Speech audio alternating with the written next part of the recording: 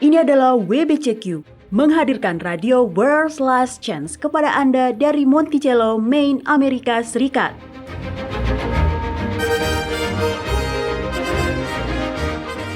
Kejahatan brutal, kerusuhan politik, ketidakstabilan keuangan, semuanya mengarah kepada sebuah krisis yang akan datang, krisis yang belum pernah terjadi sebelumnya.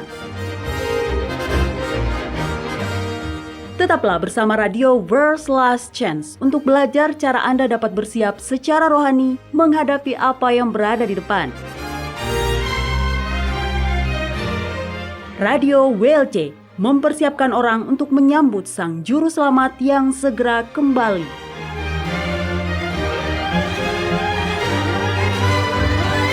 Halo para pendengar, selamat bergabung di Radio WLC. Saya Mario Nugraha, bersama saya telah hadir Doni Alexander. Halo para pendengar, terima kasih telah bergabung kembali di siaran kami hari ini. WLC adalah stasiun radio Kristen dan karena itu kami lebih suka sebisa mungkin menggunakan nama pribadi Sang Pencipta. Tuhan dan Allah hanyalah gelar-gelar yang bersifat umum.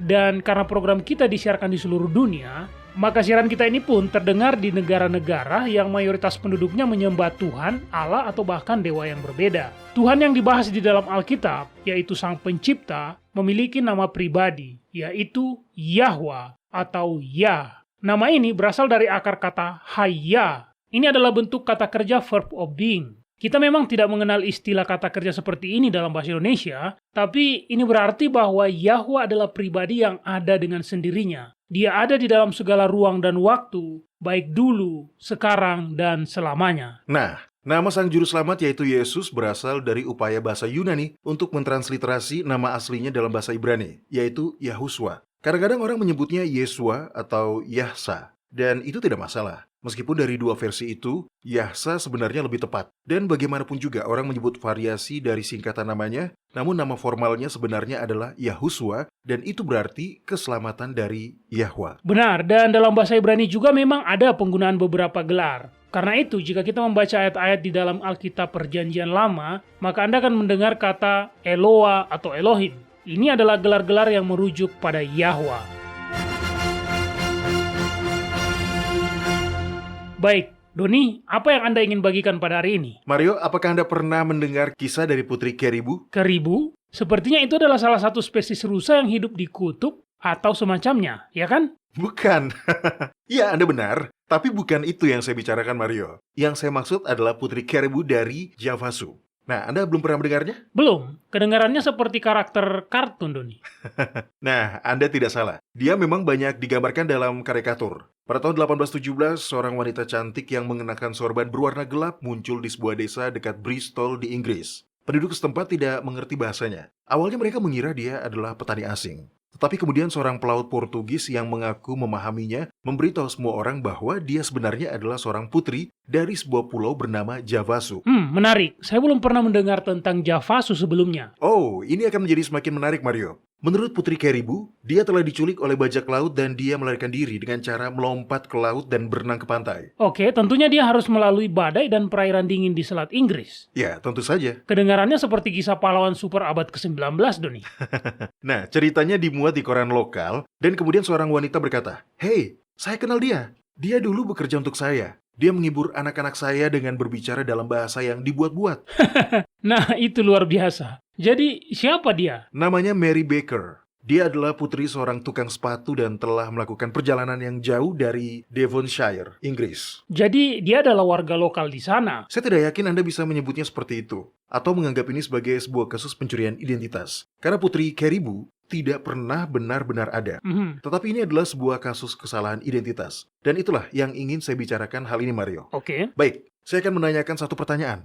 Dan ucapkan jawaban pertama yang muncul di benak Anda. Siap, Mario? Siap. Siapakah juru selamat itu? Yahusua, Yasa, Yesua, Yesus Kristus, atau bagaimanapun Anda menyebut dia, Yahusua adalah Tuhan dan Juru Selamat kita. Apakah Anda mengatakan bahwa itu salah, Doni? Oh, tidak. Anda tidak salah, Mario. Tapi Anda juga tidak sepenuhnya benar. Oke, Anda ingin menggiring kemana? Apakah Anda khawatir? Sedikit. Oke, baiklah. Saya mengenal Anda dan anggota gereja rumah Anda. Nah, ketika Anda bergereja setiap minggu, saya ingin menanyakan musiknya. Tidak masalah jika itu lagu penyembahan atau pujian. Lagu tentang siapa yang Anda nyanyikan, Mario? Iya, tentu saja tentang Yahusua. Benar. Karena itulah yang dilakukan orang-orang Kristen. Mereka bernyanyi tentang Yahusua. Mereka bernyanyi tentang hidupnya, kematiannya. Mereka bernyanyi tentang dia yang berjalan di atas air dan mencari domba yang hilang. Mereka menyanyikan lagu tentang darahnya yang membasuh dosa dan tentang kedatangannya. Aku milikmu, Yesus Tuhanku, ku dengar suaramu. Ya, betul. Dan tentu saja di bulan Desember semua lagu Natal bicara tentang kelahirannya. Jadi Anda bisa melihat semua pengkultusan pribadi ini dibangun di sekitar Yesus atau Yahusua. Itu salah, kedengarannya salah. Ya, saya tahu. Tapi dengarkan saya, Mario. Lagu pertama yang seorang ibu ajarkan kepada anak kecilnya adalah Lagu berjudul Yesus Sayang Padaku. Itu yang paling banyak, Doni. betul. Nah, coba sebutkan beberapa lagu yang berbicara tentang Yahwa. Sulit ya kan? Karena memang tidak banyak. Iya, dan di antara yang bisa saya ingat hanya yang terkait dengan kebesaran dan kekuasaannya, Doni. Ya, benar. Saya ingat judulnya Kudus, Kudus, Kudus, Tuhan Maha Kuasa.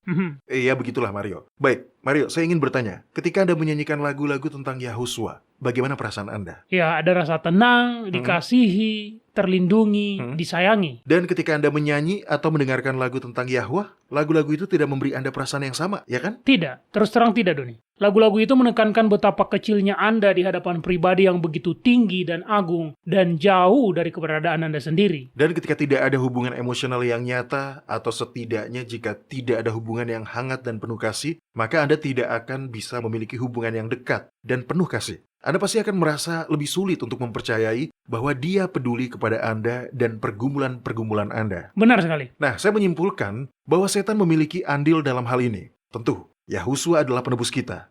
Kematiannya membuat Yahwa dapat menghargai upah dari jasa darahnya untuk menutupi dosa-dosa kita. Sehingga kita pun dapat berdiri di hadapan Yahwa seolah-olah kita tidak pernah berdosa. Benar. Terlebih lagi, kehidupan Yahusua yang tidak berdosa membuat Yahwa dapat membanggakan kita atas kebenarannya. Namun, melalui semua itu, Bapa tetaplah menjadi sosok penguasa yang dingin dan jauh. Dan hal-hal ini akhirnya mengaburkan fakta yang sedikit diketahui dari kitab suci terkait identitas sejati Juru Selamat. Baiklah, saya rasa semua telinga para pendengar sudah tertuju pada Anda, Doni. Jadi, jika bukan Yahusua, menurut kitab suci, Juru Selamat itu siapa? Yahwa sendiri. Oke, mari kita baca. Bukalah kitab Yesaya pasal 43, Mario. Oke. Ada bagian lain dalam kitab suci yang membicarakan hal yang sama, tetapi bagian ini secara khusus memperjelasnya secara berulang bahwa Yahwa adalah Juru Selamat kita. Mulailah membaca dari ayat 1. Tetapi sekarang, beginilah firman Yahwa yang menciptakan engkau, hai Yakub, yang membentuk engkau, hai Israel. Janganlah takut sebab aku telah menebus engkau, aku telah memanggil engkau dengan namamu,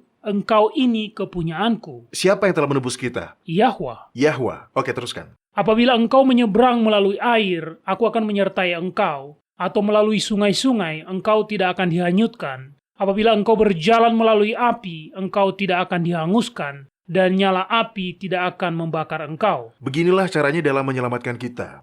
Sekarang dia akan mengidentifikasi dirinya dengan nama. Ayat 3. Sebab akulah Yahwa Elohimmu yang maha kudus dari Israel, juru selamatmu. Sebab akulah Yahwa Elohimmu yang maha kudus dari Israel, juru selamatmu.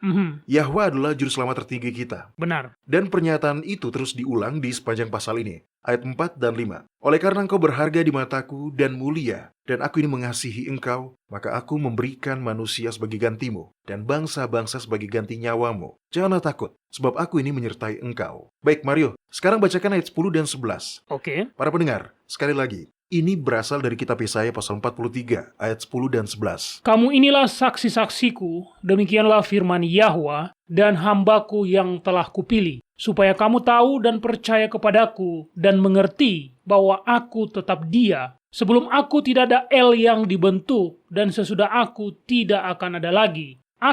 Akulah Yahwa, dan tidak ada juru selamat selain aku. Oke, Saya tidak mengatakan bahwa kita seharusnya tidak berterima kasih kepada Yahusua atas pengorbanannya yang tanpa pamrih. Justru kita akan bersyukur kepadanya dalam sepanjang kekekalan itu. Tetapi apa yang saya tegaskan adalah bahwa setan telah melakukan pekerjaan yang sangat baik dengan mengalihkan kasih dan pujian yang seharusnya kita semua tujukan kepada Bapa. Namun sekarang kita tujukan pada Yahusua. Dan dengan demikian kita menjadi kehilangan koneksi dengan Bapa yang kita semua butuhkan. Lagi pula, Yahwa adalah sosok yang merancang rencana keselamatan dari sejak semula. Dan untuk setiap orang yang menerima anugerah yang ditawarkan itu, Sang Pencipta kita kemudian menjadi pencipta ulang kita. Itu benar. Roh Yahwa, nafasnya, yang menjadi agen aktif dalam menyucikan kita, dalam mencipta ulang kita seturut dengan gambar ilahi. Bahkan ayat-ayat di dalam kitab Yehezkiel pasal 36, tunggu saya buka dulu. Seluruh penekanan dalam ayat-ayat ini adalah pada apa yang Yahwa lakukan bagi kita. Doni dan para pendengar, dengarkan ini. Kitab Yehezkiel pasal 36 mulai dari ayat 23. Di sini dikatakan, Aku akan menguduskan namaku yang besar yang sudah dinajiskan di tengah bangsa-bangsa dan yang kamu najiskan di tengah-tengah mereka. Dan bangsa-bangsa akan mengetahui bahwa akulah Yahwa. Demikianlah firman Adonai Yahwa. Manakala aku menunjukkan kekudusanku kepadamu di hadapan bangsa-bangsa, aku akan menjemput kamu dari antara bangsa-bangsa dan mengumpulkan kamu dari semua negeri, dan akan membawa kamu kembali ke tanahmu. Aku akan mencurahkan kepadamu air jernih yang akan mentahirkan kamu. Dari segala kenajisanmu dan dari semua berhala-berhalamu, aku akan mentahirkan kamu. Kamu akan kuberikan hati yang baru dan roh yang baru di dalam batinmu, dan aku akan menjauhkan dari tubuhmu hati yang keras, dan kuberikan kepadamu hati yang taat. Rohku akan kuberikan diam di dalam batinmu, dan aku akan membuat kamu hidup menurut segala ketetapanku, dan tetap berpegang pada peraturan-peraturanku dan melakukannya. Dan kamu akan diam di dalam negeri yang telah kuberikan kepada nenek moyangmu, dan kamu akan menjadi umatku, dan aku akan menjadi Elohmu. Iya, di sini dia menggambarkan pekerjaan seorang juru selamat, sang penebus. Ya, benar sekali Mario. Dan Yahwa sendirilah yang berbicara seperti itu. Jika Anda mau menerima keselamatan yang Dia sediakan melalui Yahusua, maka Sang Pencipta Anda akan menjadi Sang Pencipta ulang Anda. Tetapi setan telah menyembunyikan kebenaran ini. Alih-alih hati kita tertarik pada Yahwa dalam kasih karena semua hal yang telah Dia lakukan dan terus Dia lakukan untuk kita malah memfokuskan semua pujian dan penyembahan kita hanya pada Yahusua. Dan ingat, Yahusua tidak ilahi. Ya, benar bahwa Dia adalah putra Yahwa yang tidak berdosa. Tetapi Dia tidak ilahi, dan itu berarti bahwa Dia bukan Tuhan. Hanya ada satu Tuhan yang benar, dan itu adalah Yahwa. Saya setuju. Nah, para pendengar, saya tahu ini mungkin mengejutkan bagi sebagian dari Anda jika Anda dibesarkan untuk meyakini doktrin Tritunggal. Tetapi begitulah kebenarannya. Doktrin Tritunggal atau Trinitas berasal dari agama berhala kuno. Doktrin ini memasuki agama Kristen pada abad keempat, dan pada saat itu terjadi perselisihan yang besar. Jika Anda melewatkan program kami sebelumnya yang membahas tentang doktrin Tritunggal dan kemanusiaan Kristus, Anda masih dapat mendengarnya di situs web kami atau di YouTube. Carilah episode yang berjudul Bahaya dari Doktrin Trinitas, serta episode yang berjudul Terang Baru yang Mengejutkan Mengenai Inkarnasi. Itu benar-benar diskusi yang membuka mata. Saya pikir dalam kepala kita yang sudah terindoktrinasi dengan paham Tritunggal atau Trinitas, kita merasa sangat nyaman mengagungkan Yahusua sambil menjaga jarak dengan tangan Bapa yang Maha Kuasa. Sementara, Yahusua sendiri selalu tunduk dan berserah pada Bapa. Mario, mari kita buka kitab Matius pasal 19. Oke. Pada suatu hari, seorang penguasa muda yang kaya datang pada Yahusua, dan dia ingin tahu apa yang perlu dia lakukan agar dapat diselamatkan. Dia merasa bahwa dia sudah tekun mematuhi hukum Taurat, tetapi sesuatu di dalam hatinya mengatakan padanya bahwa dia masih kurang. Jadi, dia datang pada Yahusua untuk menanyakannya. Baik Mario, silakan baca ayat 16 dan 17 dari kitab Matius pasal 19. Baiklah, di sini dikatakan, ada seorang datang kepada Yahusua dan berkata, Guru yang baik, perbuatan baik apakah yang harus kuperbuat untuk memperoleh hidup yang kekal? Guru yang baik. Orang ini bersikap sopan. Dia ingin Yahusua tahu bahwa dia tidak sama seperti orang-orang Farisi yang mencari-cari kesalahan. Jadi jika dia memberi sebuah pujian halus kepada Kristus, itu akan menunjukkan bahwa dia tulus bertanya. Oke, lanjutkan Mario. Baca ayat 17. Jawab Yahusua, mengapa engkau menyebut aku baik? Hanya satu yang baik, yaitu Yahwa. Perkataan ini merujuk kembali pada kitab Ulangan pasal 6 ayat 4 yang menyatakan, Dengarlah, hai orang-orang Israel, Yahwa itu Elohim kita, Yahwa itu Esa. Kemudian ayat 5. Ayat berikutnya berkata, Kasihilah Yahwa, Elohimmu, dengan segenap hatimu, dan dengan segenap jiwamu, dan dengan segenap kekuatanmu. Ya, kita bisa. Dan memang sudah seharusnya kita berterima kasih kepada Yahuswa atas pengorbanan dirinya yang tanpa pamrih. Tetapi kita tidak boleh lupa bahwa Yahwa adalah juru selamat utama kita. Benar. Pujian dan penyembahan kita, rasa syukur dan kasih tertinggi kita adalah untuk Dia. Amin. Para pendengar tetaplah di sini, kami akan segera kembali.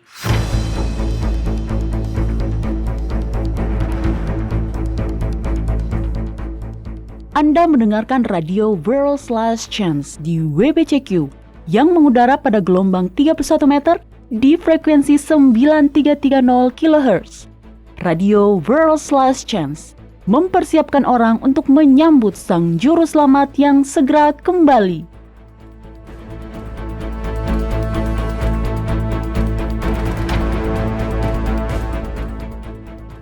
Banyak orang terkejut dan bingung pada ayat-ayat kitab suci di mana Yahwa memerintahkan pembinasaan total seluruh bangsa dalam penaklukan Kanaan. Genosida massal semacam itu tampaknya bertentangan dengan ayat-ayat lain dari kitab suci yang menampilkan Bapa Surgawi sebagai sosok yang baik hati, adil, dan memiliki kasih yang tidak terbatas. Namun ada alasan untuk itu dan alasan itu konsisten dengan karakter kasih Bapa. Untuk mempelajari lebih lanjut persoalan ini, buka worldslastchance.com dan bacalah artikel yang berjudul Nephilim di dalam Alkitab. World's Last Chance telah membuat lebih dari 1.500 video dokumenter dalam lebih dari 30 bahasa. Kunjungi situs kami di worldslastchance.com atau nonton videonya pada channel WLC di YouTube. Video-video dokumenter baru tentang berbagai topik penting terus dirilis sepanjang waktu. Mulailah menontonnya dan pelajarilah kebenaran selama Anda masih memiliki kesempatan di worldslastchance.com.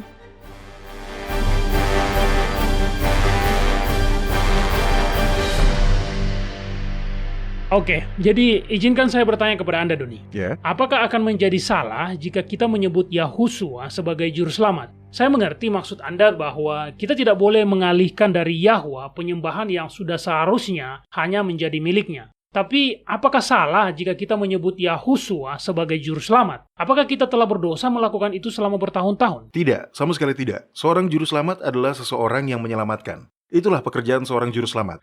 Apa yang kebanyakan orang Kristen tidak sadari adalah bahwa kitab suci penuh dengan para juru selamat. Tunggu, maksud Anda seperti Kristus palsu itu? Mitras dan saya tidak tahu. Bukankah Dionysus juga termasuk? Bukan, Mario. Saya sedang berbicara tentang juru selamat sejati yang dikirimkan Yahwa untuk menolong umatnya. Persoalan berulang yang dicatat di seluruh kitab Perjanjian Lama adalah perbuatan bangsa Israel yang berbalik dari menyembah Eloah yang benar dan murtad dengan cara beribadah pada dewa-dewa. Kemudian, dalam upaya untuk menarik mereka kembali kepadanya, Yahwa akan mengizinkan musuh-musuh Israel menaklukkan mereka. Benar, dan kemudian ketika mereka sudah berada dalam kesulitan, mereka akan tersadar bahwa selama mereka beribadah kepada Yahwa, mereka bebas. Jadi, mereka akan kembali beribadah kepada Eloah yang di surga. Dan kejadian seperti ini terjadi berulang-ulang, lagi dan lagi. Yahwa benar-benar penyabar, ya kan? Iya, dia benar-benar sabar. Sangat jauh lebih sabar dari diri saya sendiri. Jadi ketika bangsa Israel mau bertobat dan kembali menyembah Eloah yang di surga, apa yang akan Yahwa lakukan? Dia selalu mengampuni mereka, kemudian dia selalu menerima mereka kembali. Dan dia akan membangkitkan seorang juru selamat untuk membebaskan bangsa Israel. Saya belum pernah benar-benar memperhatikan hal ini dengan cara seperti ini, Doni. Baiklah, mari kita lihat beberapa. Ini, saya telah mencetak beberapa ayat Alkitab. Tolong bacakan yang pertama dulu, Mario. Oke, ini dari kitab Hakim-Hakim pasal 3 ayat 9, 15, dan 31. Di sini dikatakan, lalu berserulah orang Israel kepada Yahwa, maka Yahwa membangkitkan seorang penyelamat bagi orang Israel, yakni Otniel, anak Kenas, adik Kaleb. Kemudian ayat 15 berkata, lalu orang Israel berseru kepada Yahwa, maka Yahwa membangkitkan bagi mereka seorang penyelamat, yakni Ehud, anak Gera, orang Benyamin, seorang yang kidal. Dengan perantarannya, orang Israel biasa mengirimkan upeti kepada Eglon, Raja Moab. Dan ayat 31? Sesudah dia, bangkitlah Samgar bin Anat. Ia menewaskan orang Filistin dengan tongkat penghalau lembu. 600 orang banyaknya. Demikianlah ia juga menyelamatkan orang Israel. Masih ada lagi. Ini baru sedikit. Tapi mereka semua adalah pembebas. Juru selamat, jika Anda lebih senang menggunakan istilah itu. Benar. Dan ada juru selamat perempuan juga kan? Ada Deborah, istri Lapidot. Dia adalah seorang nabi dan hakim di Israel pada zaman dulu. Yahwa memakai dia dan Barak untuk membebaskan orang Israel dari Raja Kanaan, yaitu Yabin. Ya, betul Mario. Nah, di pertempuran yang sama ada Yael.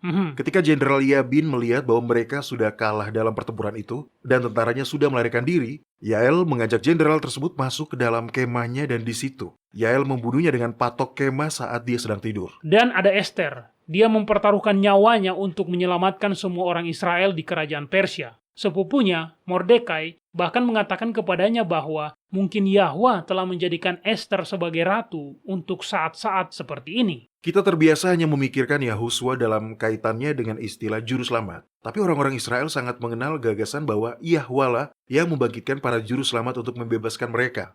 Oke, coba buka kitab Nehemia pasal 9 dan bacalah ayat 26 dan 27. Silakan Mario. Oke, nah ini dia. Baik, di sini dikatakan, tetapi mereka mendurhaka dan memberontak terhadapmu, mereka membelakangi hukummu dan membunuh nabi-nabimu yang memperingatkan mereka dengan maksud membuat mereka berbalik kepadamu. Mereka berbuat nista yang besar, lalu engkau menyerahkan mereka ke tangan lawan-lawan mereka yang menyesakkan mereka. Dan pada waktu kesusahan, mereka berteriak kepadamu, lalu engkau mendengar dari langit, dan karena kasih sayangmu yang besar, kau berikan kepada mereka orang-orang yang menyelamatkan mereka dari tangan lawan mereka. Yahwa memberikan kepada mereka orang-orang yang menyelamatkan mereka. Yahwa yang menyediakan para penyelamat mereka. Baik, Mario, tolong ambil kembali kertas itu, bacalah ayat keempat dari atas. Apa yang dikatakan di situ? Baiklah, ini dari kitab Yesaya pasal 43 ayat 10 dan 11. Di sini dikatakan, kamu inilah saksi-saksiku, demikianlah firman Yahwa, dan hambaku yang telah kupilih, supaya kamu tahu dan percaya kepadaku dan mengerti bahwa aku tetap Dia. Sebelum aku tidak ada El yang dibentuk, dan sesudah aku tidak akan ada lagi. Akulah Yahwa, dan tidak ada juru selamat selain aku. Itu sudah sangat jelas. Tidak ada juru selamat selain aku. Sudah pasti ada para penyelamat lain, para manusia penyelamat. Tetapi intinya adalah bahwa Yahwa adalah juru selamat tertinggi yang membangkitkan manusia-manusia ini sebagai alat untuk bekerja baginya.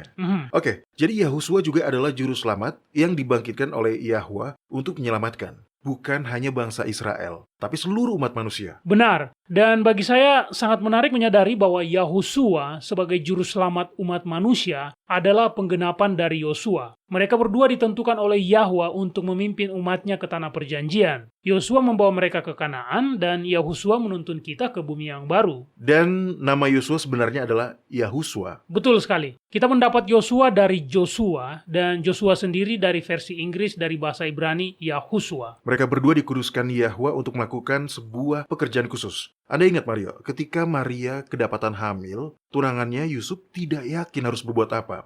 Jadi, Yahwa mengutus seorang malaikat untuk menjelaskan apa yang sedang terjadi. Dia memberitahu Yusuf apa nama dari anak itu. Dan dalam penjelasan nama itulah kita mendapatkan deskripsi dari misi Sang Mesias. Oke, tolong dibacakan Mario, kitab Matius pasal 1 ayat 18 sampai ayat 21.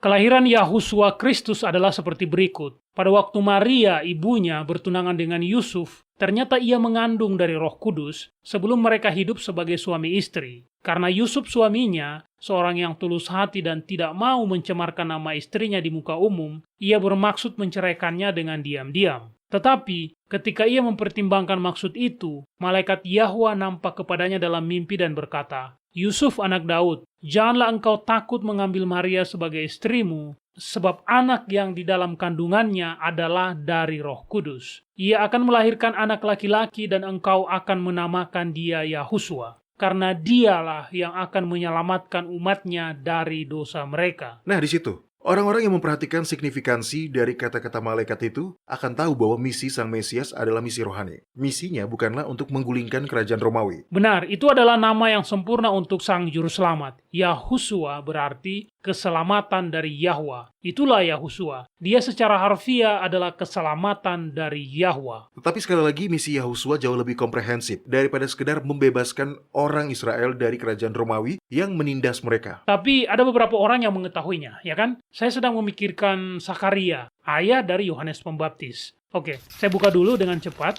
Kisahnya ada di dalam kitab Matius. Oh bukan, tapi di dalam kitab Lukas pasal 1. Ya, Ini adalah nubuatan yang diucapkan Zakaria ketika Yohanes Pembaptis lahir. Nah, kitab Lukas pasal 1 ayat 67 sampai 75. Di sini dikatakan, "Dan Zakaria ayahnya penuh dengan Roh Kudus, lalu bernubuat. Katanya, Terpujilah Yahwa Eloa Israel, sebab ia melawat umatnya dan membawa kelepasan baginya. Ia menumbuhkan sebuah tanduk keselamatan bagi kita di dalam keturunan Daud hambanya itu. Seperti yang telah difirmankannya sejak purbakala oleh mulut nabi-nabinya yang kudus, untuk melepaskan kita dari musuh-musuh kita dan dari tangan semua orang yang membenci kita, untuk menunjukkan rahmatnya kepada nenek-nenek moyang kita, dan mengingat akan perjanjiannya yang kudus, yaitu sumpah yang diucapkannya kepada Abraham, bapa leluhur kita, bahwa ia mengaruniai kita, supaya kita terlepas dari tangan musuh, dapat beribadah kepadanya tanpa takut, dalam kekudusan dan kebenaran di hadapannya seumur hidup kita." ini adalah deskripsi sempurna dari misi Sang Mesias yang diinspirasikan oleh Roh Kudus. Ayat 71. Untuk melepaskan kita dari musuh-musuh kita dan dari tangan semua orang yang membenci kita. Ayat 74 dan 75. Dia mengaruniai kita supaya kita terlepas dari tangan musuh, dapat beribadah kepadanya tanpa takut, dalam kekudusan dan kebenaran di hadapannya seumur hidup kita. Jadi di sini kita mendapati penyingkapan bahwa misi juru selamat ini adalah untuk memberikan kelepasan agar kita dapat beribadah kepada Yahwa dalam kekudusan dan kebenaran. Dan musuh apa yang merintangi kita mencapai itu, Mario? Nah, tentu saja iblis. Ya, benar. Kita semua punya musuh. Baik itu tetangga yang marah, rekan kerja yang tidak cocok dengan Anda, orang tua atau pasangan yang kasar. Negara yang kuat dan suka perang. Ya, itu juga. Itu semua adalah musuh yang membawa stres ke dalam kehidupan kita. Tetapi musuh terbesar yang dimiliki oleh semua orang adalah setan. Benar, kitab 1 Petrus pasal 5 ayat 8 mengatakan, "Sadarlah dan berjaga-jagalah, lawan musuh iblis berjalan keliling sama seperti singa yang mengaum-aum dan mencari orang yang dapat ditelannya." Dia musuh yang paling buruk karena dia adalah musuh jiwa kita. Inilah alasan mengapa Yahwa menyediakan Yahuswa untuk menyelamatkan kita dari dosa. Ya, dan saya pikir Paulus dengan sangat baik telah mengatakannya dalam kitab 2 Korintus pasal 5 ayat 21, Doni. Dia berkata, "Dia yang tidak mengenal dosa telah dibuatnya menjadi dosa karena kita, supaya dalam dia kita dibenarkan oleh Yahwa." Dan fakta indah yang membangkitkan harapan adalah kebenaran ini tersedia bagi semua orang yang mau menerimanya dengan iman. Hanya itu yang harus Anda lakukan. Ketika Paulus dan Silas dipenjarakan secara tidak adil di Filipi, Anda ingat? Yahwa membuat gempa bumi untuk membuka gerbang penjara mereka. Kepala penjara bergegas ke sana, mengira semua tahanan telah melarikan diri. Tetapi para rasul angkat bicara, meyakinkan dia bahwa mereka semua masih ada di sana. Ini memberi mereka kesempatan untuk bersaksi. Dan setelah mendengarkan kesaksian mereka, sipir penjara bertanya, "Apa yang harus saya lakukan untuk diselamatkan?" Apakah Anda ingat apa yang dikatakan Paulus dan Silas? "Percayalah pada Tuhan Yahuswa Kristus dan engkau akan diselamatkan, engkau dan seisi rumahmu." Ya, itu dia. Percayalah pada Yahuswa, juru selamat yang dibangkitkan oleh Yahwa untuk mati bagi dosa dunia. Itu bukan luapan perasaan hangat yang tidak jelas. Ya, meskipun itu bagus. Ini adalah jaminan sederhana bahwa keselamatan adalah milik Anda. Bukan karena Anda pantas mendapatkannya. Ya, saya tidak layak. Bukan karena Anda sudah mengusahakannya. Betul, karena itu mustahil. Tapi itu menjadi milik Anda karena Yahwa telah menjanjikannya. Mhm. Kemudian, upah darah Yahuswa akan menutupi dosa-dosa Anda. Anda akan berdiri tanpa celah di hadapan Yahwa seolah-olah Anda tidak pernah berdosa. Terlebih lagi, dan para pengkhotbah tidak banyak membicarakan hal ini, adalah bahwa jasa dari kehidupan sempurna Yahuswa juga disandangkan pada Anda. Benar. Jadi, ketika Yahwa melihat Anda, dia tidak melihat Anda sebagai manusia yang lemah, bejat, dan berdosa. Dia melihat di dalam Anda kehidupan Yahuswa yang sempurna dan tanpa dosa. Itu anugerahnya. Dia telah menyediakan itu. Dan itulah alasan mengapa Yahwa adalah juru selamat tertinggi kita. Orang-orang Yahudi tidak menginginkan hal itu. Mereka hanya menginginkan seorang Mesias yang dapat menggulingkan orang-orang Romawi. Oke Mario, tolong buka kitab Yohanes pasal 8. Di sini Yahuswa mencoba menjelaskan misinya yang besar. Bahwa misinya jauh lebih luas dan memberikan pembebasan yang jauh lebih masif dari hanya sekedar kelepasan dari satu musuh duniawi. Mari kita baca ayat 31 sampai ayat 36. Maka Yahuswa berkata kepada orang-orang Yahudi yang percaya kepadanya, "Jikalau kamu tetap dalam firman-Ku, kamu benar-benar adalah murid-Ku, dan kamu akan mengetahui kebenaran, dan kebenaran itu akan memerdekakan kamu." Jawab mereka, "Kami adalah keturunan Abraham dan tidak pernah menjadi hamba siapapun. Bagaimana engkau dapat berkata kamu akan merdeka?" Kata Yahuswa kepada mereka, "Aku berkata kepadamu, sesungguhnya setiap orang yang berbuat dosa adalah hamba dosa. Dan hamba tidak tetap tinggal dalam rumah, tetapi anak tetap tinggal dalam rumah. Jadi apabila anak itu memerdekakan kamu, kamu pun benar-benar merdeka. Iya, inilah pembebasan yang sejati. Benar. Oh ya, ada satu orang lain lagi pada saat kelahiran Yahosua yang mengerti hal ini. Mungkin lebih baik daripada siapapun, termasuk Zakaria, tentang apa yang dituntut dari misi Sang Mesias. Dia adalah Simeon. Anda ingat, Doni? Ya, Ketika Yusuf dan Maria membawa bayi Yahosua ke Bait Suci, dia ada di sana dan dia mengucapkan sebuah nubuatan. oke, langsung bacakan kalau sudah dapat, Mario. Baiklah, ini dari kitab Lukas pasal 2 ayat 25 sampai ayat 32. Adalah di Yerusalem seorang bernama Simeon. Ia seorang yang benar dan saleh yang menantikan penghiburan bagi Israel. Itu indah, penghiburan bagi Israel. Sungguh gelar yang sempurna untuk Sang Mesias. Ya, benar, begitulah dia. Oke, saya lanjutkan. Ia seorang yang benar dan saleh yang menantikan penghiburan bagi Israel. Roh Kudus ada di atasnya dan kepadanya telah dinyatakan oleh Roh Kudus bahwa ia tidak akan mati sebelum ia melihat Mesias, yaitu dia yang diurapi Yahwa. Ia datang ke Bait Suci oleh Roh Kudus. Ketika Yahosua, anak itu, dibawa masuk oleh orang tuanya untuk melakukan kepadanya apa yang ditentukan hukum Taurat. Ia menyambut anak itu dan menatangnya sambil memuji Yahwa, katanya, "Sekarang, Tuhan, biarkanlah hambamu ini pergi dalam damai sejahtera, sesuai dengan firman-Mu, sebab mataku telah melihat keselamatan yang daripadamu, yang telah Engkau sediakan di hadapan segala bangsa, yaitu terang yang menjadi penyataan bagi bangsa-bangsa lain, dan menjadi kemuliaan bagi umat-Mu Israel." Hal yang menurut saya sangat menarik dari kata-kata Simeon adalah bahwa dia tahu sosok yang dijanjikan ini bukanlah seorang penyelamat yang akan memusnahkan semua orang non-Yahudi, tetapi dia adalah terang yang akan menerangi mereka untuk membawa pewahyuan atau pencerahan kepada orang-orang non-Yahudi. Dan itulah harapan yang kita semua miliki. Yahosua disediakan oleh Yahwa untuk menjadi juru selamat dunia. Dia adalah anugerah Yahwa kepada dunia. Kita semua tahu ceritanya. Setelah menjalani kehidupan tanpa dosa dengan cara berserah dengan sempurna pada kehendak Yahwa, Yahosua mati menggantikan kita. Pada hari ketiga, Yahwa menghidupkannya kembali, dan kemudian sebagai pengakuan dan rasa syukur atas pengorbanannya yang besar, Kitab Kisah Para Rasul pasal 5 ayat 31 mengatakan, "Dialah yang telah ditinggikan oleh Yahwa dengan tangan kanannya menjadi pemimpin dan juru selamat, supaya Israel dapat bertobat dan menerima pengampunan dosa." Cukup menarik memperhatikan bahwa Yahwa merasa bersyukur dengan meninggikan Yahosua seperti itu, Doni. Iya, benar, dan itulah yang dia lakukan. Itulah yang menunjukkan besarnya kasih Yahwa pada kita. Nah, perhatikan kitab Yohanes pasal 10 ayat 17. Apakah yang dikatakan di situ, Mario? Bapa mengasihi aku oleh karena aku memberikan nyawaku untuk menerimanya kembali. Jika kita membahasakannya dengan bahasa modern, dia berkata, "Bapakku sangat mengasihimu, sehingga dia menjadi semakin mengasihiku lagi, karena aku bersedia memberikan hidupku untukmu." Ya, begitulah besarnya Anda dikasihi. Sama seperti Yahwa membangkitkan para penyelamat di masa lalu untuk membebaskan umatnya dari musuh duniawi. Demikian pula dia membangkitkan Yahosua untuk membebaskan umatnya dari dosa-dosa mereka. Oke, Mario, mari kita tutup dengan kitab Yohanes pasal 3 ayat 16-17. Nah, saya tahu Anda sudah menghafal ayat-ayat ini, Mario. Nah, apa yang dikatakan di situ?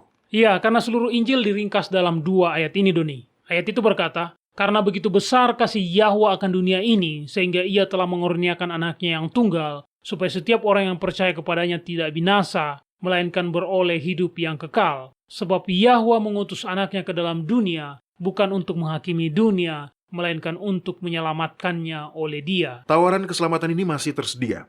Ini diberikan secara gratis untuk semua orang yang mau berpaling kepada Yahwa, juru selamat kita, dan menerima anugerah besarnya dengan iman. Para pendengar, jangan menunggu. Datanglah kepadanya, apa adanya Anda. Dia telah berjanji untuk menerima Anda. Benar. Melalui juru selamat yang telah dia sediakan sendiri. Yahwa berkata, "Barang siapa datang kepadaku, ia tidak akan kubuang." Itu adalah sebuah janji yang selalu bisa Anda klaim. Amin. Baiklah, jangan kemana-mana para pendengar. Saat kami kembali, kita akan menjawab pertanyaan Anda yang dikirim ke kotak surat harian kami. Tetaplah di sini.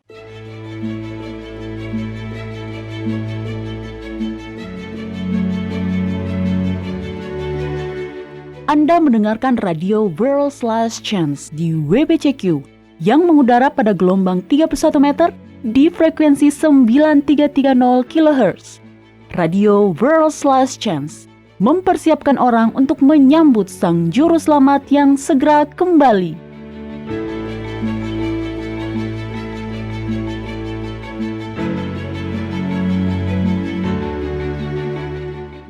Kebanyakan orang saat ini percaya bahwa hari Sabtu adalah Sabat hari ke-7 dalam kitab suci tanpa alasan lain. Selain karena hari itu adalah hari di mana orang Yahudi beribadah. Masalahnya adalah, ini tidak membuktikan apa-apa. Mengatakan orang Yahudi beribadah pada hari Sabtu. Oleh karena itu, hari Sabtu adalah hari Sabat karena pada saat itulah orang Yahudi beribadah. Adalah sebuah contoh yang sangat baik dari sebuah penalaran melingkar. Kebenaran yang mencengangkan adalah bahwa para sarjana Yahudi sendiri mengakui bahwa hari Sabtu bukanlah hari Sabat kuno yang asli sebagaimana yang diungkapkan dalam kitab suci. Jika Anda ingin mempelajari lebih lanjut, kunjungi situs web kami world/chance.com. Bacalah artikel yang berjudul Kaum Yahudi dan Hari Sabat. Sekali lagi, baca Kaum Yahudi dan Hari Sabat di world/chance.com.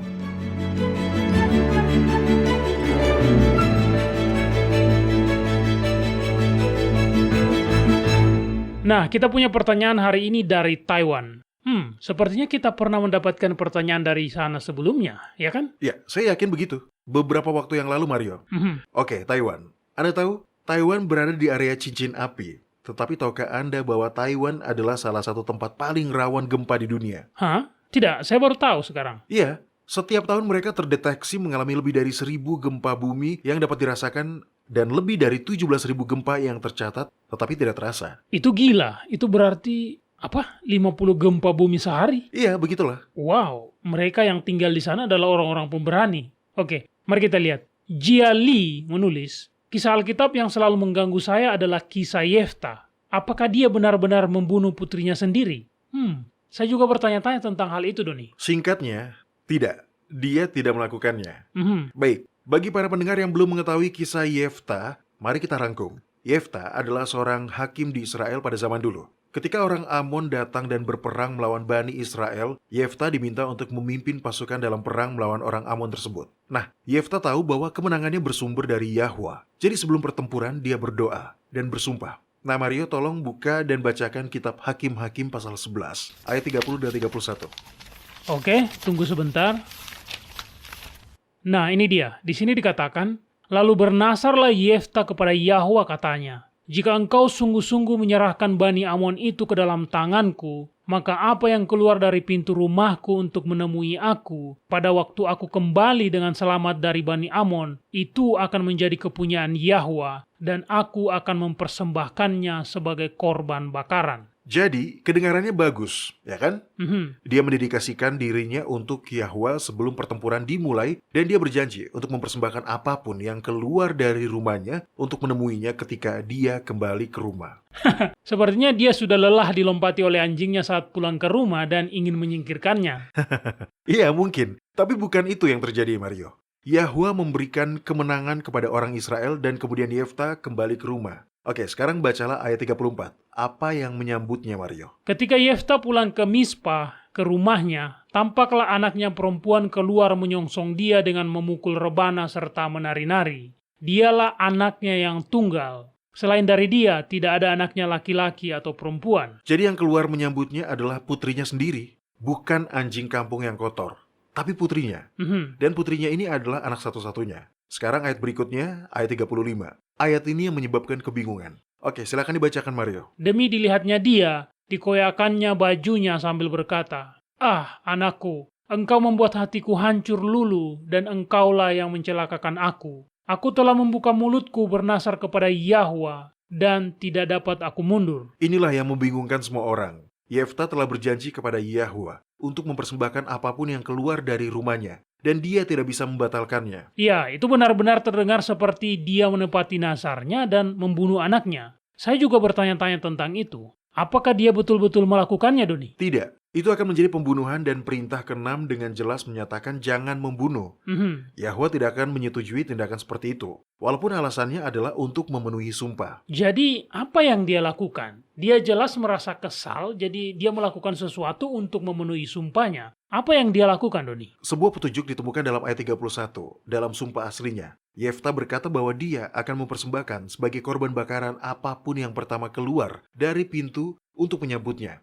Frasa yang diterjemahkan ke dalam bahasa Indonesia sebagai korban bakaran sebenarnya berasal dari kata Ibrani yang berarti naik Kata ini bahkan digunakan untuk menyebut tangga. Jadi, idenya adalah bahwa Yefta akan memberi atau mengunjukkan ke atas, ke surga, sama seperti persembahan unjukan kepada Yahwa apapun yang keluar untuk menyambutnya. Sekarang, petunjuk selanjutnya dapat ditemukan dalam apa yang terjadi selanjutnya. Lanjutkan dan baca terus hingga akhir pasal ini, Mario. Ada 4 ayat, Mario. Baik, Yefta menjelaskan sumpahnya kepada putrinya, dan kemudian dia berkata, "Bapa, jika engkau telah membuka mulutmu bernasar kepada Yahwa, maka perbuatlah kepadaku sesuai dengan nasar yang kau ucapkan itu, karena Yahwa telah mengadakan bagimu pembalasan terhadap musuhmu, yakni Bani Amon itu." Lagi katanya kepada ayahnya, "Hanya izinkanlah aku melakukan hal ini. Berilah keluasan kepadaku 2 bulan lamanya, supaya aku pergi mengembara ke pegunungan dan menangisi kegadisanku bersama-sama dengan teman-temanku." Jawab Yefta, "Pergilah." Dan ia membiarkan dia pergi 2 bulan lamanya. Maka pergilah gadis itu bersama-sama dengan teman-temannya menangisi kegadisannya di pegunungan. Setelah lewat kedua bulan itu, kembalilah ia kepada ayahnya, dan ayahnya melakukan kepadanya apa yang telah dinasarkannya itu. Jadi, gadis itu tidak pernah kenal laki-laki. Dan telah menjadi adat di Israel bahwa dari tahun ke tahun, anak-anak perempuan orang Israel selama 4 hari setahun meratapi anak perempuan Yefta, orang Gilead itu. Perhatikan ketakutannya, bukan karena dia akan dibunuh. Dia tahu itu tidak akan terjadi. Dia tidak meratapi kehilangan nyawanya. Dia menangisi, apa Mario? Kegadisannya. Iya, benar. Jadi maksud dari ikrar yang Yefta ucapkan adalah bahwa dia akan mendedikasikan hidup putrinya untuk melayani Yahwa.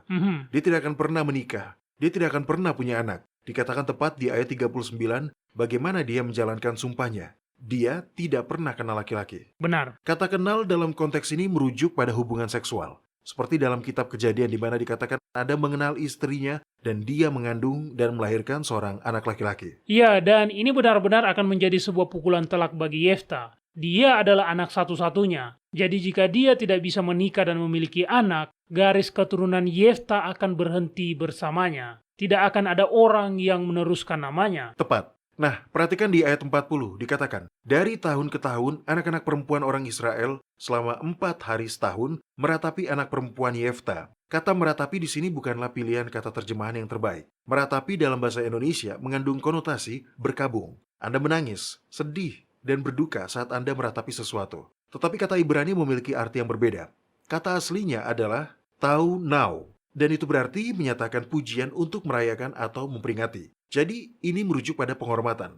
Jadi itu bukan semacam kesedihan dalam pemakaman besar. Oh, saya yakin Putri Yefta menghabiskan 2 bulan itu dengan menangis. Gadis-gadis Yahudi berharap Mesias suatu hari akan lahir melalui garis keturunan mereka. Dia mungkin bermimpi menjadi seorang istri dan ibu suatu hari nanti. Tapi dia menghormati sumpah ayahnya dan mendedikasikan hidupnya untuk melayani Yahwa. Untuk inilah putri-putri Israel memperingati dia setiap tahun untuk memperingati kesetiaannya, bukan untuk meratapi kematiannya. Nah, itu jauh lebih masuk akal. Saya juga selalu bertanya-tanya tentang kisah itu, Doni. Baiklah, kita punya waktu untuk satu pertanyaan singkat lagi. David Mutu dari Kisimu, Kenya, menulis, "Shalom saudara-saudara dalam nama Yahusua. Tahukah Anda, apakah memungkinkan untuk membeli kalender cetak dari kalender Alkitab? Ini akan sangat membantu. Tidak hanya untuk digunakan, tetapi juga akan bermanfaat saat kita berbagi kebenaran ini dengan orang lain untuk membantu mereka memahami cara kerjanya." Sebenarnya iya, kita memiliki formatnya di situs web kita yang dapat diunduh secara gratis. Kunjungi saja world/chance.com. Di beranda kita, gulir ke bawah, di sebelah kiri ada beberapa tab. Cari tab yang bertuliskan kalender lunisolar yang dapat dicetak. Itu ada di bagian bawah. Iya, saya merasa sangat terbantu memiliki versi cetak dari kalender tersebut. Kalender cetak membantu Anda memvisualisasikan bagaimana waktu dihitung menggunakan kalender lunisolar dari kitab suci. Nah, hal lain yang juga dapat Anda lakukan adalah menemukan bulan dalam kalender modern yang memiliki tata letak yang sama dengan bulan lunar. Misalnya, bulan Juni 2019 dimulai pada hari Sabtu. Ini berarti bahwa semua hari Sabtu lainnya jatuh pada tanggal 8, 15, 22, dan 29 pada bulan itu. Menarik. Mirip dengan kalender Alkitabiah di mana hari ke-7 Sabat selalu jatuh pada hari ke-8, 15, 22, dan 29 pada bulan lunar. Iya benar. Dan selain itu, setiap bulan memiliki tata letak yang sama. Karena siklus mingguan dimulai ulang setiap bulan baru. Tetapi ketika Anda berbagi dan Anda membutuhkan visualisasi yang cepat dari tata letak kalender Alkitab, maka kalender cetak itu bisa membantu. Baik, terima kasih Doni. Para pendengar, kami senang mendengar pesan-pesan dari para pendengar kami. Dimanapun Anda mendengarkannya, baik melalui siaran gelombang pendek, melalui situs web kami, atau di YouTube. Untuk mengirim pesan kepada kami, kunjungi saja worldslastchance.com dan klik hubungi kami. Nah, kami mungkin tidak dapat membahas semuanya saat siaran, tetapi kami akan mencoba untuk membahasnya dalam segmen tanya-jawab di situs web kami. Sekali lagi, klik hubungi kami di worldslastchance.com.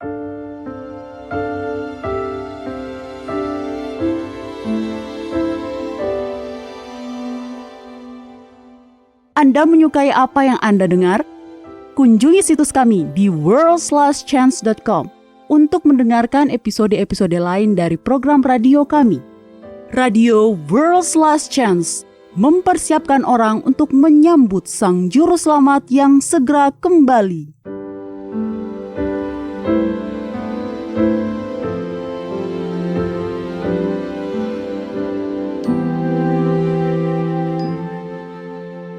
Halo, ini adalah janji harian Anda dari Firman Yahwa.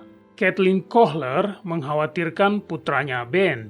Selain bersekolah di kelas reguler, remaja itu bekerja berjam-jam di dua pekerjaan berbeda. Kamu tidak bisa terus seperti ini, Ben. Kathleen memberitahu putranya. Tubuhmu bukanlah mesin. Kamu juga harus meluangkan waktu untuk istirahat. Tapi seperti kebanyakan anak muda, Ben merasa tak terkalahkan. Hal buruk terjadi pada orang lain. Dia memahami itu dan dia pun berhati-hati. Jadi dia merasa tidak akan ada hal buruk yang akan terjadi padanya. Kathleen tahu bahwa ceramah 10 detik dari seorang ibu tidak akan cukup untuk menyadarkan putranya. Jadi dia melakukan apa yang terbaik yang biasa dilakukan sebagai seorang ibu. Dia berdoa untuk perlindungan putranya. Malam itu, Ben terlambat pulang. Dia biasanya sampai di rumah pada tengah malam. Tetapi sudah jam 00.30 dini hari dan dia belum ada di rumah. Kathleen tidak bisa tidur sampai dia tahu putranya baik-baik saja. Jadi dia berbaring di tempat tidurnya sambil berdoa. Pukul 1 berlalu, belum ada kabar. Pada pukul 1:30, dia melompat kaget dari tempat tidur karena pintu rumahnya digedor. Apakah Ben lupa kuncinya? Saat mengintip lewat jendela depan, dia melihat sosok yang tidak dikenal berdiri di teras depan, dan itu bukan Ben. Itu adalah seorang petugas polisi.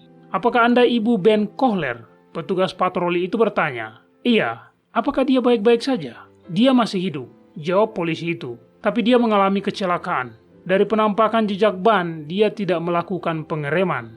Sambil menangis, Kathleen berkata, dia mungkin tertidur saat menyetir. Ya, dia anak yang beruntung, kata petugas itu.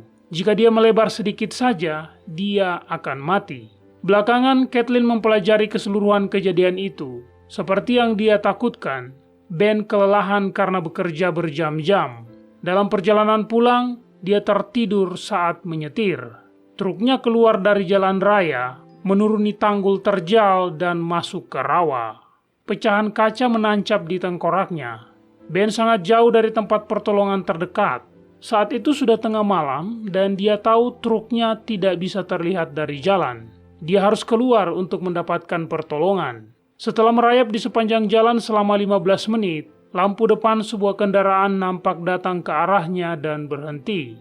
Sopir di mobil itu membantu Ben masuk ke mobilnya, kemudian membawanya ke sebuah stasiun pemadam kebakaran tak berawak yang jaraknya 5 mil jauhnya. Pria itu membunyikan alarm, lalu begitu dia tiba, orang asing itu pergi.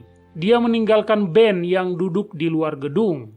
Dalam 20 menit, petugas pemadam kebakaran tiba dan segera mulai bekerja untuk menghentikan pendarahan. Ketika mereka sampai di kota terdekat, para medis sedang menunggu untuk memasukkan Ben ke dalam ambulans. Mereka bergegas ke rumah sakit terdekat di kota lain, setengah jam perjalanan lagi.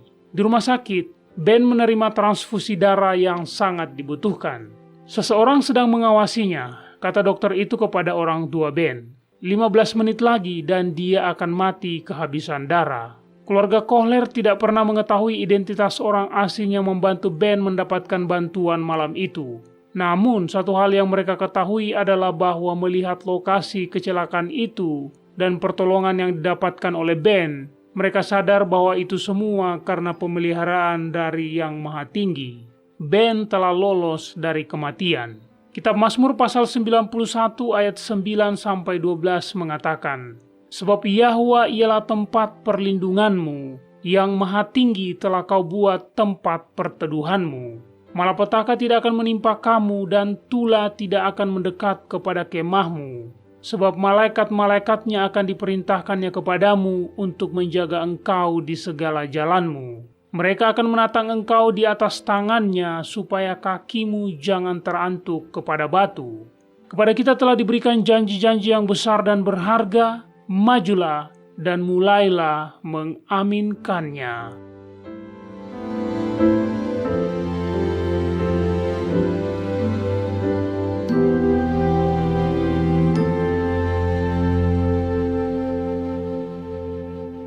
World's Last Chance berdedikasi untuk mempersiapkan orang menyambut Sang Juru Selamat yang segera kembali. Acara siaran radio harian kami tersedia dalam 7 bahasa berbeda dari seluruh dunia dan masih banyak bahasa-bahasa lain lagi yang akan mengudara. Video-video dan artikel-artikel kami telah diterjemahkan ke dalam lebih dari 30 bahasa berbeda. Dan kami tidak hanya fokus pada salah satu poin pengajaran. Kami bersedia untuk bekerja sama dengan surga untuk membawa semua kebenaran ke dunia. Artikel-artikel dan video-video kami mencakup berbagai topik-topik penting pada pertumbuhan dan pembangunan dari perjalanan kekristenan.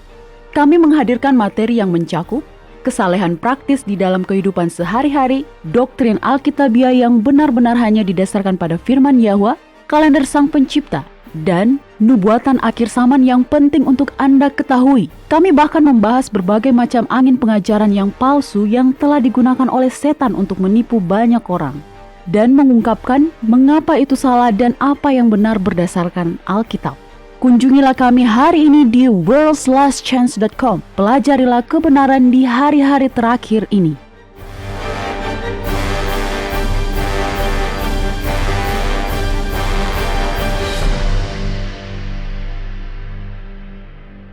Doni dan para pendengar, harus saya akui pembahasan hari ini adalah sebuah konsep baru bagi saya. Saya dapat melihat bagaimana dengan mengaburkan fakta bahwa Yahwa adalah juru selamat kita, setan telah berhasil mengalihkan perhatian kita dari Bapa. Dan dengan melakukan ini, dia telah berhasil mengalihkan kasih dan keyakinan kita. Apakah Anda benar-benar akan mengasihi dan mempercayai seseorang yang terus-menerus Anda pandang sebagai sosok pendisiplin yang dingin ini? Iya, saya tidak, tentu tidak. Kita tidak sering mengutip dari kitab Yunus, tetapi di pasal 2 ayat 9 dikatakan, keselamatan adalah dari Yahwa. Dan ketika Yang Maha Kuasa adalah juru selamat Anda, apakah akan benar-benar ada sesuatu yang mustahil? Apakah ada kecanduan yang terlalu kuat, kecenderungan yang diwariskan atau ditanamkan yang terlalu kuat untuk diatasi olehnya? Tidak ada. Dan itulah yang harus kita ingat untuk hari-hari mendatang. Orang kadang-kadang bertanya, mengapa di WLC Anda begitu fokus pada nubuatan? Mengapa Anda harus selalu berbicara tentang sesuatu yang kelam dan menakutkan?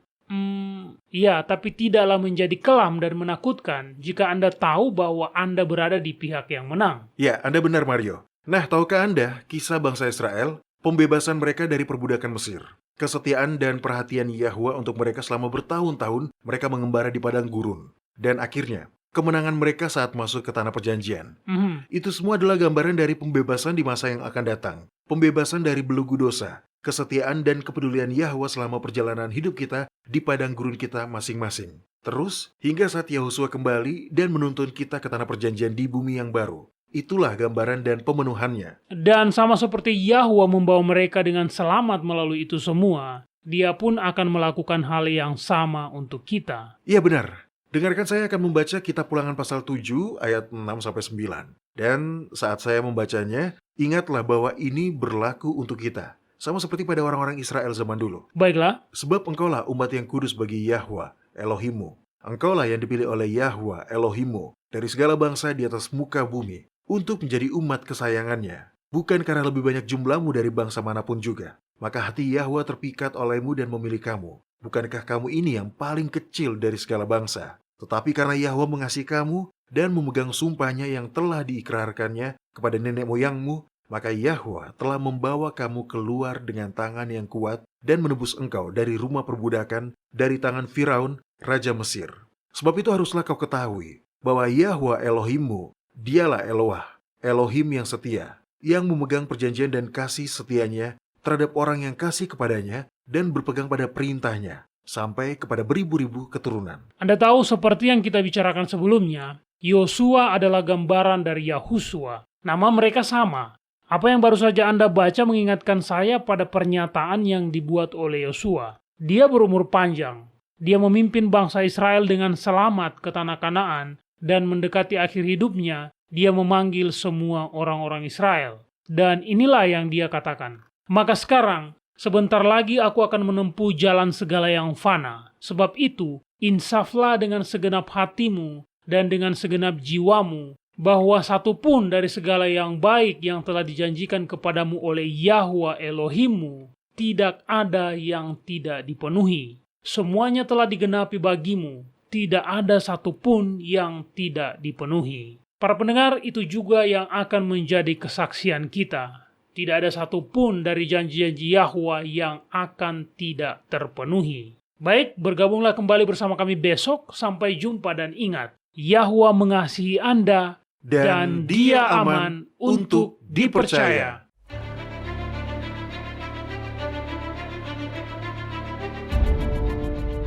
Terima kasih telah mendengarkan episode ini di Radio WLC. Kita hidup di masa-masa yang sangat serius. Dunia sedang berada di ambang bencana. Peristiwa-peristiwa bencana akan segera terjadi yang akan menutup zaman ini dan mengantarkan zaman berikutnya. Dalam belas kasihannya yang besar, Yahwa telah mengungkapkan tentang masa depan melalui nubuatan. Kitab Wahyu pasal 8 menubuatkan serangkaian peristiwa, masing-masing lebih parah dari yang sebelumnya, yang akan menghancurkan bumi. Persediaan makanan di bumi akan habis, kelaparan, dan penyakit sampar yang menyertainya akan terjadi. Persediaan air bersih bumi juga akan terpengaruh. Kitab Wahyu pasal 9 mengungkapkan bahwa setan akan menyamar sebagai makhluk luar angkasa.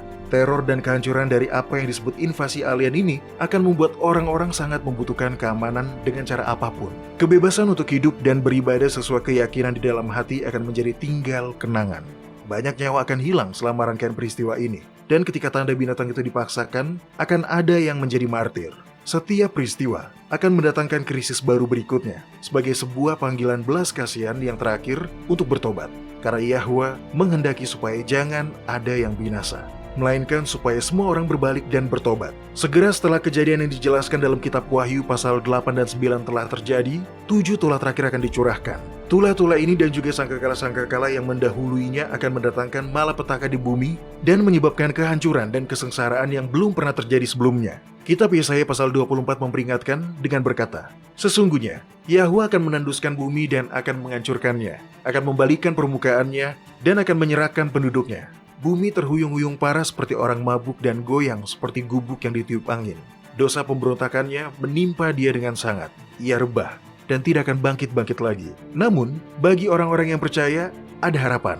Saat mengisahkan tentang akhir zaman, Yahusua berkata dalam kitab Lukas pasal 21 ayat 28, apabila semuanya itu mulai terjadi, bangkitlah dan angkatlah mukamu, sebab penyelamatanmu sudah dekat. Ya, akhir zaman akan traumatis. Memang akan seperti itu. Yahwa ingin menyelamatkan sebanyak mungkin orang sehingga dia mengizinkan peristiwa puncak yang terakhir ini untuk membangunkan jiwa-jiwa. Berita Injil Kerajaan Yahwa menyatakan bahwa melampaui peristiwa-peristiwa traumatis yang akan datang, kebahagiaan abadi sedang menanti semua orang yang menerima anugerah keselamatan dari Yahwa. Ketika Yahusua kembali, semua orang yang telah mati dalam iman pada jasa Sang Juru Selamat akan dihidupkan kembali pada kebangkitan pertama. Yahusua kemudian akan mengokohkan kerajaan Yahwa di bumi. Dia dan orang-orang yang telah ditebus akan memerintah bersama di bumi selama 1000 tahun pertama dari kekekalan itu. Yohanes melihat langit yang baru dan bumi yang baru, karena langit yang pertama dan bumi yang pertama itu telah berlalu. Jika Anda ingin bergabung dengan orang-orang yang telah ditebus dari segala zaman, dengan menjalani kehidupan yang sesuai dengan kehendak Yahwa, buatlah keputusan. Terimalah keselamatan hari ini. Anda tidak harus membuat diri Anda siap terlebih dahulu. Bahkan sebenarnya, Anda tidak bisa. Saya juga tidak. Tidak ada yang bisa. Datanglah kepadanya, apa adanya Anda. Jangan menunggu sampai Anda berhenti berbuat dosa. Anda tidak akan menjadi lebih baik dengan usaha Anda sendiri. Terimalah undangan Yahwa untuk menjadi anggota kerajaannya di bumi baru yang kekal. Ketika Anda menerima undangan berharga ini, Yahwa akan memberi Anda hati yang baru. Dalam kitab Yeskiel pasal 36 ayat 26, dia menyatakan, kamu akan kuberikan hati yang baru. dan roh yang baru di dalam batinmu, dan aku akan menjauhkan dari tubuhmu hati yang keras, dan kuberikan kepadamu hati yang taat. Menerima hadiah yang tak ternilai ini adalah satu-satunya cara untuk bergabung dengan kerajaannya. Datanglah pada Yahwa, apa adanya Anda. Dia menunggu dengan tangan terbuka lebar untuk menyambut semua orang yang datang kepadanya.